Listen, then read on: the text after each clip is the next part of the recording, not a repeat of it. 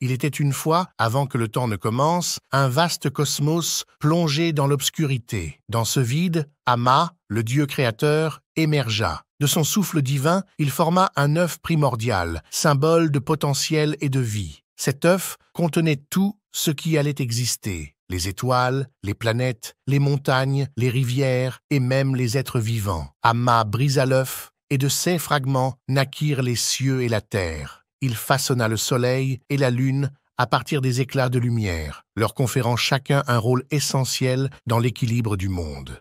Le soleil, avec sa chaleur, apporterait la vie, tandis que la lune, avec sa douceur, guiderait les nuits. Amma, dans sa sagesse infinie, décida de peupler la terre. Il créa d'abord les animaux, leur donnant des formes variées et des habitats adaptés. Les éléphants majestueux parcouraient les plaines, les oiseaux colorés volaient dans les cieux et les poissons nageaient dans les rivières. Puis, Amma forma l'homme à partir de la poussière de la terre et de l'eau des rivières, insufflant en lui une étincelle de sa propre essence divine. Les premiers hommes étaient en harmonie avec la nature, vivant selon les lois d'Amma.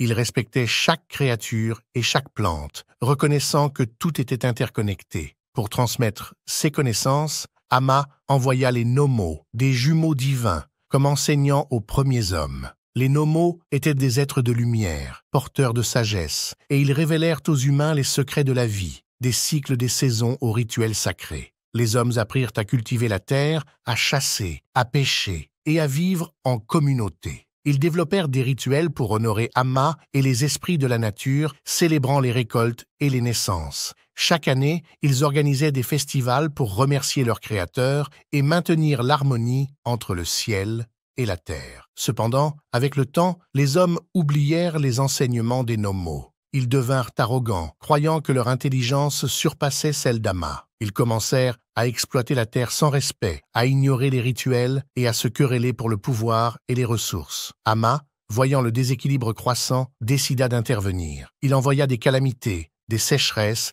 des inondations et des maladies. Les hommes, désespérés, réalisèrent leur erreur, mais il était trop tard. Les nomos, déçus par l'humanité, se retirèrent dans les cieux, laissant les hommes à leur sort. Au milieu de ce chaos, un jeune homme nommé Ogo, descendant des nomos, se leva.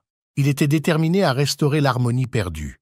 Ogo entreprit un voyage à travers les terres, cherchant des réponses et des alliés. Sur son chemin, il rencontra des esprits de la nature, des ancêtres et d'autres divinités. Chaque rencontre lui apporta des enseignements précieux. Un esprit de la forêt lui enseigna l'importance de la biodiversité, une ancêtre lui parla des rituels oubliés et une déesse de l'eau lui révéla les secrets des cycles de la vie. Ogo comprit que pour restaurer l'harmonie, il devait rétablir la connexion entre les hommes et Amma. Il décida de retourner chez lui et de partager ses connaissances. De retour dans son village, Ogo rassembla les habitants et leur raconta ses aventures. Il leur parla des esprits qu'il avait rencontrés et des leçons qu'il avait apprises. Les villageois, d'abord sceptiques, furent peu à peu convaincus par sa passion et sa détermination. Ogo leur enseigna des rituels anciens, leur montrant comment honorer Amma et les forces de la nature. Ils commencèrent à pratiquer des offrandes, à célébrer les cycles des saisons et à respecter les ressources de la terre. Peu à peu,